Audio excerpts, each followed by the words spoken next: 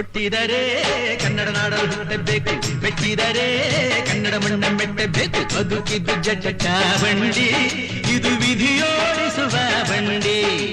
ಬದುಕಿದ್ದು ಜಟಕ ಬಂಡಿ, ವಿಧಿ ಅಲೆದಾಡಿಸುವ ಬಂಡಿ. ಹುಟ್ಟಿದರೆ ಕನ್ನಡ ನಾಡಲು ಹುಟ್ಟಬೇಕು, ಮೆಟ್ಟಿದರೆ ಕನ್ನಡ ಮಣ್ಣ ಮೆಟ್ಟಬೇಕು.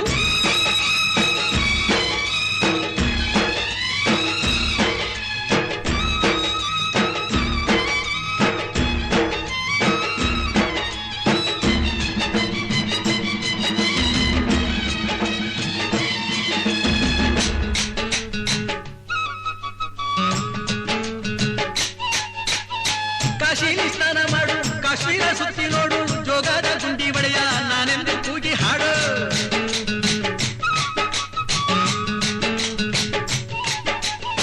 ಅಜಂತ ಎಲ್ಲೋರನ ಬಾಳಲ್ಲಿ ಬೊಮ್ಮೆ ನೋಡು, ಬಾದಾಮಿ ಐಹೊಳೆಯ ಚಂದನ ತೂಕ ಮಾಡು. ಕಲಿಯೋಕೆ ಕೋಟಿ ಭಾಷೆ, ಆಡೋಕೆ ಒಂದೇ ಭಾಷೆ ಕನ್ನಡ. ಕನ್ನಡ ಕಸ್ತೂರಿ ಕನ್ನಡ. ಹುಟ್ಟಿದರೆ ಕನ್ನಡ ನಾಡ ಹುಟ್ಟಬೇಕು, ಮೆಟ್ಟಿದರೆ ಕನ್ನಡ ಮಣ್ಣ ಮೆಟ್ಟಬೇಕು. ಬದುಕಿದ್ದು ಜಟ ಬಂಡಿ, ಇದು ವಿಧಿಯೋಡಿಸುವ ಬಂಡಿ. ಬದುಕಿದ್ದು ಜಟಕ ಬಂಡಿ, ವಿಧಿ ಗುರಿ ತೋರಿಸುವ ಬಂಡಿ.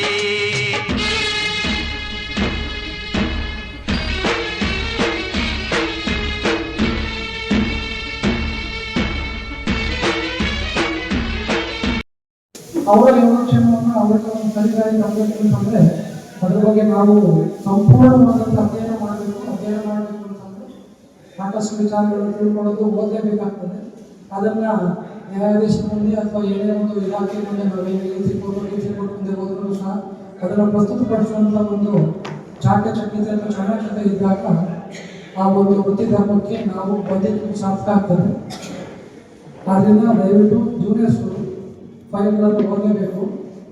ಅವರು ಸೀನಿಯರ್ಸ್ಗಳು ಏನು ಹೇಳ್ತಾರೆ ಅದನ್ನು ತಿಳ್ಕೊಳ್ಳಿ. ಅವ್ರ ಬರೀ ನಮ್ಮ ಸೀನಿಯರು ಬೇರೆಯವ್ರ ಸೀನಿಯರ್ ಅಂತ ಹೇಳಿ ಅವರಿಗೆ ಮುಖ ತಿರ್ಸ್ಕೊಂಡು ಹೋಗೋದಲ್ಲ. ಅವರು ಸಹ ನಮಗಿಂತ ದೊಡ್ಡವರು ಅಂತಂದರೆ ನಾನು ಸೀನಿಯರ್ ಆಗೇ ಹೋಗ್ತೇವೆ.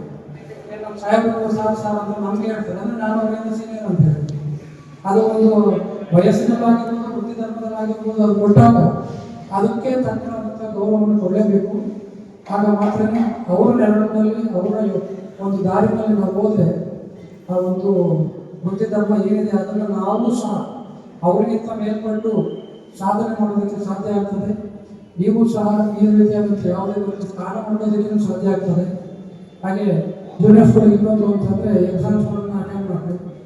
ಅದು ನೀವು ಜಡ್ಜ್ ಆಗ್ತಿರೋ ಬಿಡ್ತಿರೋ, APP ಆಗ್ತಿರೋ ಬಿಡ್ತಿರೋ, ಆದರೆ ಅಕಾಡೆಮಿಕಲ್ ಇಂಟ್ರೆಸ್ಟ್ನಲ್ಲಿ ವಿಚಾರಗಳನ್ನು ಓದಬೇಕಾಗ್ತದೆ ಒಂದ್ಸಾರಿ ಅಂತ ಹೇಳ್ತಾ.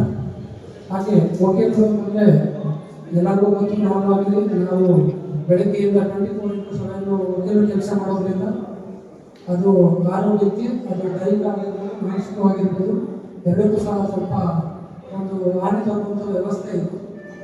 ಅದಕ್ಕೆ ತಕ್ಕಾಗಿ ನಾವು ಸಹ ನಮ್ಮ ಆರೋಗ್ಯವನ್ನು ಕಾಪಾಡೋದಕ್ಕೆ ಎಲ್ಲ ರೀತಿಯ ಪ್ರಯತ್ನವನ್ನು ಪಡಬೇಕು. ಹಾಗೆ ನಮ್ಮ ಕುಟುಂಬವನ್ನು ಸಹ ನಾವು ನೋಡ್ಕೋಬೇಕಾಗ್ತದೆ. ಯಾಕೆ ನಾವು ಮೊದಲೇ ಹೇಳ್ತಾ ಇದ್ದೀವಿ, ನಮ್ಮ ಮನೆಯವರೆಲ್ಲ ಬೆಳಿಗ್ಗೆ 9:30 ನಾವು ಕೋರ್ಟಿಗೆ ಹೋದರೆ ಸಾಯಂಕಾಲ 5:30 ಬರ್ತಿದ್ವಿ ಪ್ರಾಕ್ಟೀಸ್ ಮಾಡೋದು. 5:30 ಬಂದು 7:30 ಆಫೀಸ್ಗೆ ಹೋದರೆ 12 ಗಂಟೆ 11 ಗಂಟೆ ಬರ್ತಿದ್ವಿ. ಮನೆಯಲ್ಲಿ ಏನೂ ಇರ್ತಿರ್ಲಿಲ್ಲ. ಅವರು ಒಂಥರ ನಾವು ಮಲ್ಕೊಂಡು ನಿದ್ದೆ ಮಾಡೋದಕ್ಕೋಸ್ಕರ ಬರ್ತಿದ್ವಿ ಅನ್ನೋ. ಇವಾಗ ಒಂದು ಸ್ವಲ್ಪ ಮನೇಲಿ ಇರ್ತೀವಿ, ಓದ್ತಿರ್ತೀವಿ ಅನ್ನೋ ಕೆಲಸ ಅಷ್ಟೇ. ಆದರೂ ಯಾವಾಗ ನಾವು ಸಿಗ್ತೀವಿ ಅನ್ನೋ ಒಂದು ವಕೀಲರು ವೃತ್ತಿನೇ ಆಗೇ ಇದೆ. ನಿಮ್ಮ ಆರೋಗ್ಯದ ಕಡೆ ಗಮನ ಕೊಡಿ. ಹಾಗೆ ವೃತ್ತಿ ಧರ್ಮದಲ್ಲಿ ನಾವು ಯಾರಿಗೂ ಸಹ ನೋವುಂಟು ಮಾಡಿದರೆ ನಮ್ಮ ವೃತ್ತಿಯನ್ನು ನಾವು ಸಾಧಿಸೋದಕ್ಕೆ ಏನೆಲ್ಲ ಪ್ರಯತ್ನಗಳಿದೆ, ಏನೆಲ್ಲ ಸೌಲಭ್ಯಗಳಿದೆ ಅದನ್ನು ಬಳಸ್ಕೊಳ್ಳೋಣ. ಹಾಗೆ ಎಲ್ಲ ರೀತಿಯಾದಂಥ ಒಂದು ಏನು ನಮ್ಮ ನಿರ್ಣಯದ ನನ್ನ ಕಡೆಯಿಂದ ಯಾವುದೇ ರೀತಿಯಾದಂಥ ವಕೀಲ ಇದಕ್ಕೆ ಸಂಬಂಧಪಟ್ಟಾಗ ಏನೇ ಇದ್ರೂ ಸಹ ನಾನು ಸಹಾಯ ಮಾಡೋದಕ್ಕೆ ಅಂತ ಇಲ್ಲ, ಸಹಾಯ ಮಾಡೋದು ದೊಡ್ಡವಲ್ಲ. ನನ್ನ ಕಡೆಯಿಂದ ಏನೇ ಇದ್ರೂ ಸಹ ನಾನು ಪ್ರಯತ್ನ ಪಡ್ತೇನೆ ಅಂತ ಹೇಳ್ತಾ ಈ ಕಾರ್ಯಕ್ರಮದಲ್ಲಿ ಮಾತಾಡಿ ನಾವು ಒಂದು ಲಾಂಗ್ ಟರ್ಮ್ ಜರ್ನಿ ಅಂತ ಹೇಳ್ಬೋದು. ಯಾಕಂದರೆ ನಾವು ಎಷ್ಟು ಜರ್ನಿಯಲ್ಲಿ ಮುಂದುವರಿತೀವಿ ಅಷ್ಟು ನಾವು ಪ್ರಬುದ್ಧರಾಗ್ತೇವೆ ಮತ್ತು ನಾವು ಅಷ್ಟೊಂದು ಅಕ್ಯುರಸಿಯನ್ನು ಪಡಿತೇವೆ. ಹಾಗಾಗಿ ನಾನು ಕೆಲವು ಜೂನಿಯರ್ ವಕೀಲರು ಅಂತ ಅನ್ಕೊಳ್ಬೇಡಿ, ಯಾರು ಜೂನಿಯರ್ ಅಂತ ಇಲ್ಲ. ಬಟ್ ನಾನು ಅವ್ರಿಗೆ ಹೇಳೋದು ಇಷ್ಟ ಏನಂದರೆ, ಇವತ್ತಿನ ದಿವಸ ಭಾಳಷ್ಟು ಶಾರ್ಟೆಡ್ ಕೋರ್ಸ್ಗಳು ಬರ್ತಾ ಇದೆ, ಅದನ್ನೆಲ್ಲ ಮಾಡಿ. ಯಾಕಂದರೆ ನಾವು ಕೆಲವೊಂದು ವಿಚಾರಗಳಲ್ಲಿ ಪ್ರಪಂಚವನ್ನು ಬೆಳೆಸ್ಕೊಳ್ಬೇಕಾಗಿದೆ. ಯಾಕಂದರೆ ಇವತ್ತಿನ ದಿವಸದಲ್ಲಿ ನಮಗೆ ಭಾಳಷ್ಟು ಕೆಲವೊಂದು ವಿಚಾರಗಳಲ್ಲಿ ಅಕ್ಯುರಸಿ ಬೇಕಾಗಿದೆ. ಅಂದರೆ ಸ್ಪೆಷಲ್ ಲಾಸ್ಗಳು ಬರ್ತಾ ಇದೆ ಇವತ್ತಿನ ದಿವಸ ನಮ್ಮಲ್ಲಿ. ಯಾಕಂದರೆ ನಾವು ಹೋಗ್ತಾ ಇರೋಂಥ ಒಂದು ಜೀವನ ಶೈಲಿಗೆ ಹೊಸ ಒಂದು ಕಾನೂನುಗಳು ಬರ್ತಾ ಇದೆ. ಆ ಕಾನೂನುಗಳ ಬಗ್ಗೆ ನಾವು ಒಂದು ಪ್ರಭುತ್ವತೆಯನ್ನು ಬೆಳೆಸ್ಕೊಳ್ಬೇಕಂದ್ರೆ ನೀವೆಲ್ಲರೂ ಒಂದು ಶಾರ್ಟ್ ಟೈಮ್ ಕೋರ್ಸ್ ಅಲ್ಲ, ಆನ್ಲೈನ್ ಕೋರ್ಸಲ್ಲೂ ಇದೆ. ಇವತ್ತಿನ ದಿವಸ ನ್ಯಾಷನಲ್ ಲಾ ಕಾಲೇಜಸಲ್ಲಿ ಕರೆಸ್ಪಾಂಡೆನ್ಸ್ ಕೋರ್ಸ್ಗಳಿದೆ, ಚಿಕ್ಕ ಟರ್ಮ್ಗಳು, ಕೇವಲ ಒಂದು 6 ತಿಂಗಳ 1 ವರ್ಷದ ಟರ್ಮ್ ಕೋರ್ಸ್ಗಳಿದೆ. ಸೈಬರ್ ಲಾ ಇರ್ಬೋದು, ಒಂದು PMLA ಕೇಸ್ ಇರ್ಬೋದು, ನನಗೆ ನೋಡಿರ್ತೀರ ನಮ್ಮ ಕೋರ್ಟಲ್ಲಿ ನಡೀತಾ ಇತ್ತು. ಹಾಗಾಗಿ ಆ ಥರ ಸ್ಪೆಷಲ್ ಕೇಸ್ಗಳು ಬಂದಾಗ ನಾವು ಅದರಲ್ಲಿ ಪ್ರಬುದ್ಧರಾಗಬೇಕು. ಯಾಕಂದರೆ ಕೇವಲ ಬರೀ ಅಡ್ವೊಕೇಸಿ ಮಾಡ್ಕೊಂಡು ಬರೀ LLB ಮಾಡಲು ಸಾಕಾಗಲ್ಲ. ನಾವು ಅತಿ ಉನ್ನತ ಒಂದು ವಿಷಯನ ಆಳವಾಗಿ ಇದು ಮಾಡಬೇಕು. ಹಂಗಂದರೆ ನಾವು ಕೆಲವೊಂದು ಕೋರ್ಸ್ಗಳನ್ನ ಮಾಡಬೇಕಾಗುತ್ತೆ. ಕೇವಲ LLB ಮಾಡೋದು ಸಾಕಾಗಲ್ಲ ಇವತ್ತಿನ ದಿವಸ ಜನ್ರೇಷನ್ಗೆ. ಯಾಕಂದರೆ ಹಳೆ ಜನ್ರೇಷನ್ನು ಓಕೆ, ಬಟ್ ಇವತ್ತಿನ ದಿವಸ ನಾವು ನಮ್ಮ ಜೀವನ ಶೈಲಿ ಮತ್ತು ಹೊರಗಿನವರೆಲ್ಲ ನಮ್ಮನ್ನೇ ಬರ್ತಾ ಇದ್ದಾರೆ. ಯಾಕಂದರೆ ನಾವು ಕಾನೂನು ಅಭಿಪ್ರಾಯ ಕೊಡ್ತೀವಿ ಅಂತ ಹೊರಗಿನವ್ರು ಬರ್ತಾ ಇದ್ದಾರೆ. ಭಾಳ ಶೋಚನೀಯ. ಯಾಕಂದರೆ ನಮ್ಮಲ್ಲೇ ಹೈಯೆಸ್ಟು ಬುದ್ಧಿವಂತರು ಇರೋದು ಇವತ್ತಿನ ದಿವಸ ನಾವೇಗಳು ಹೊರದೇಶದಲ್ಲೂ ನಾವು ಜಡ್ಜಿಗಳಾಗಿದ್ದೀವಿ, ವಕೀಲರು, ನಮ್ಮ ವಕೀಲರು, ಇಲ್ಲಿರೋರು ವಕೀಲರುಗಳೇ. ಹಾಗಾಗಿ ನಾನೆಲ್ಲರೂ ಹೇಳೋದ್ರಿಂದ ಒಂದು ಶಾರ್ಟ್ ಟರ್ಮ್ ಕೋರ್ಸ್ ಮಾಡ್ಕೊಳ್ಳಿ. ಎಲ್ಲರೂ ಭಾಳಷ್ಟು ಇದೆ, ಭಾಳಷ್ಟು ವಿಷಯಗಳಿದೆ, ಎಲ್ಲ ತಿಳ್ಕೊಳ್ಳಿ. ನಮ್ಮ ಕೇವಲ ನಮ್ಮ ವೃತ್ತಿಗೆ ಅಂತಲ್ಲ, ನಮ್ಮ ಮುಂದಿನ ಜೀವನಕ್ಕೆ ಭಾಳ ಉಪಯೋಗ ಬರ್ತಾರೆ ಅಂತೇಳಿ. ಮತ್ತು ಎರಡನೇದಾಗಿ ಹೇಳ್ಬೇಕಂದ್ರೆ ವಕೀಲರಿಗೆ ಮುಖ್ಯವಾಗಿ ಬೇಕಾಗಿರುವಂಥ ಆರೋಗ್ಯ ಕಾಪಾಡ್ಕೊಂಡು. ನಾನು ನೋಡಿದಂಗೆ ಹೊಸಕೋಟೆಯಲ್ಲಿ ನಾನು ನೋಡಿದಂಗೆ ಇವತ್ತುವರೆಗೂ 1 ವರ್ಷ ಆಯಿತು ಹೊಸಕೋಟೆ ನೋಡಿದಂಗೆ. ಇಲ್ಲಿರೋಷ್ಟು ಯೋಗ ಒಂದು ಕ್ಲಾಸ್ಗಳು ಎಲ್ಲೂ ಇಲ್ಲ, ನಾನು ಎಲ್ಲೂ ನೋಡೇ ಇಲ್ಲ. ಯಾಕಂದರೆ ಅಷ್ಟು ಯೋಗ ಒಂದು ಕ್ಲಾಸ್ಗಳಿದೆ ಇಲ್ಲಿ ನಮ್ಮ ಹೊಸಕೋಟೆಯಲ್ಲಿ. ಎಷ್ಟು ಸೌಲಭ್ಯ ಇದೆ ಅಂದರೆ ಯೋಗಕ್ಕೋಸ್ಕರ ನಾನು ಎಲ್ಲೂ ನೋಡಲಿಲ್ಲ. ಯಾಕಂದರೆ ಅಷ್ಟಿದೆ. ಅದರಿಂದ ನೀವೆಲ್ಲರೂ ಭಾಗ್ಯವಂತರು. ಯಾಕಂದರೆ ಅಷ್ಟು ಒಳ್ಳೆಯ ಸೌಲಭ್ಯ ಇದೆ ಈ ಊರಲ್ಲಿ, ಎಲ್ಲರೂ ಬಳಸ್ಕೊಳ್ಳಿ. ಯಾಕಂದರೆ ಯೋಗ ನಮಗೆ ಭಾಳ ಉಪಯೋಗ ಆಗುತ್ತೆ. ಅದು ಎಸ್ಪೆಷಲಿ ನಮ್ಮ ಒಂದು ಅಡ್ವೊಕೇಸಿಗೆ ಭಾಳ ಮುಖ್ಯ. ಯಾಕಂದರೆ ಯೋಗದಿಂದಲೇ ನಾವು ಇವತ್ತಿನ ದಿವಸ ಒಂದು ನಮ್ಮ ಜೀವನದ ಒಂದು ಆರೋಗ್ಯದ ಸಮತೋಲನ ಮಾಡ್ಕೊಳ್ಬೇಕಂತೇಳಿ ಅಂದ್ಕೊಂಡಿದ್ದೀರಾ. ನನಗೆ ತುಂಬ ಖುಷಿ ಆಗ್ತಿದೆ. ಎಲ್ಲ ಹಿರಿಯ ವಕೀಲರನ್ನು ಒಳಗೊಂಡಂತೆ ಎಲ್ಲ ಕಿರಿಯ ವಕೀಲರು ಸಹ ಇವತ್ತು ಈ ಕಾರ್ಯಕ್ರಮಕ್ಕೆ ಆಗಮಿಸಿದ್ದೀರಾ.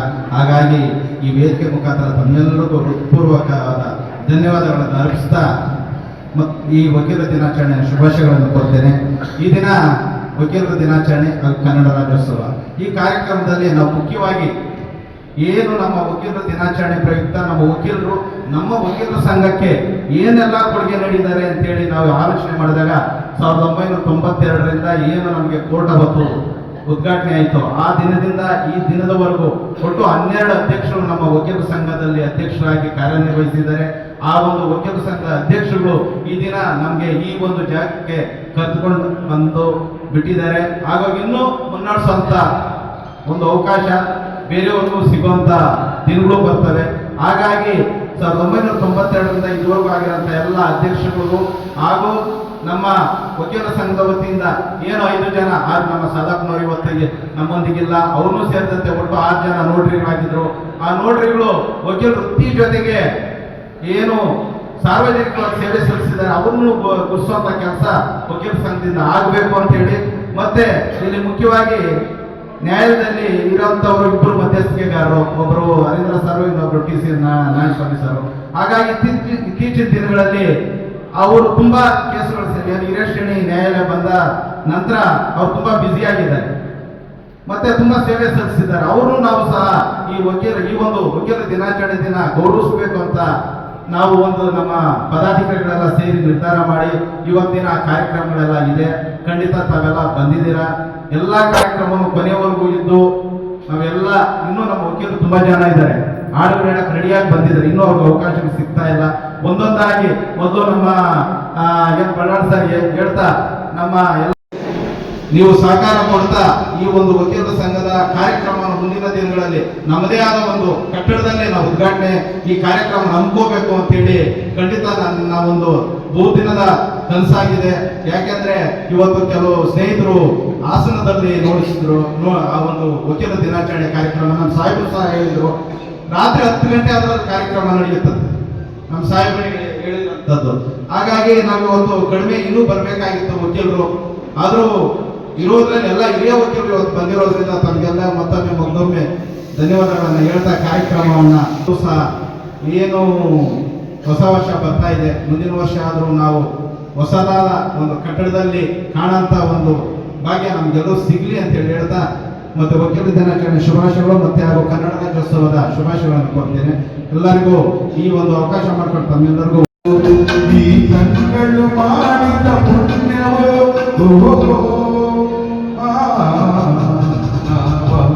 ನುಡಿ ಕನ್ನಡ ನುಡಿ ನಾವಿರುವ ತಾಣವೇ ಗಂಧದ ಗುಡಿ